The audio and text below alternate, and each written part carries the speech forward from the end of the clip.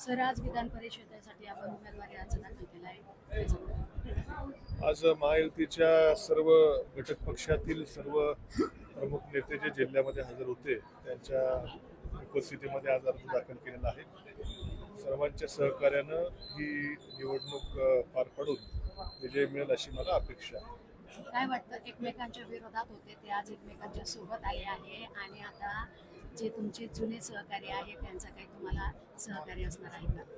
आता बरोबर आहे, सहकारी माझे जुने आहेत. माझे सर्वच राजकीय पक्षातल्या नेत्यांबरोबर व्यक्तिगत संबंध हे चांगलेच आहेत आणि भविष्यातही चांगलेच राहणार आहेत. परंतु शेवटी आता हे निवडणूक आहे. शेवटी व्यक्तिगत संबंध माझे मी मगाशी म्हटल्याप्रमाणे सर्वांशीच व्यवस्थित आहेत. आता निवडणूक ही निवडणुकीच्या पद्धतीनं करावी लागेल.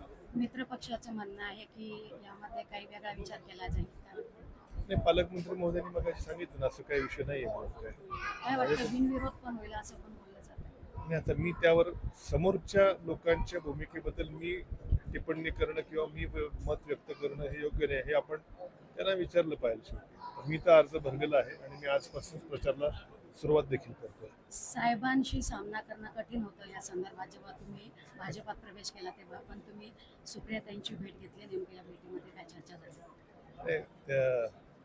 माझे सर्वांशी खरं अत्यंत भावनिक संबंध आहेत. इतक्या वर्ष मी त्या पक्षात काढल्यामुळं एक राजकारणाच्या पलीकडचे संबंध आहेत. त्यांच्याबद्दल मला नितांत आदर कालही होता, आजही आहे, भविष्यात देखील राहणार आहे. त्यामुळं आदराची भावना कायमच आहे. राहुरी पोटनिवडणुकीत शांत बसणं फायद्याचं ठरले का कुठेतरी? तो विषय वेगळा होता, हा विषय वेगळा आहे. शेवटी पक्षानं काय विचार केला असेल, तो त्यांनी काय विचार करून मला उमेदवारी दिली हे मी नाही सांगू शकतो. बरं भाजपात प्रवेश करण्याचं नेमकं काय कारण होतं? राष्ट्रवादीत काय घुसमट होत होती? मी या बाबतीत ताई मी गेल्या 3 दिवसापासून खूप मुलाखती दिलेल्या आहेत.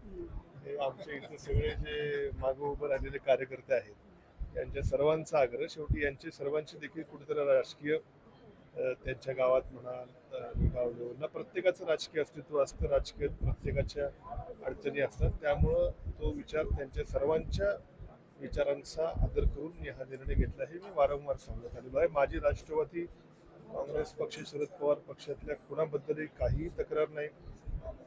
मी सांगितल्याप्रमाणे आजही मला सर्वांबद्दल आदराचीच भावना आहे. आपण पाहत आलोय आतापर्यंत राजकारणात कधी काही होऊ शकतं. आज राष्ट्रवादीला जय महाराष्ट्र केलाय, भविष्यात भाजपालाही जय महाराष्ट्र होईल का? ताई, मी आत्ताशी पक्षात आलोय, तुम्ही असं काय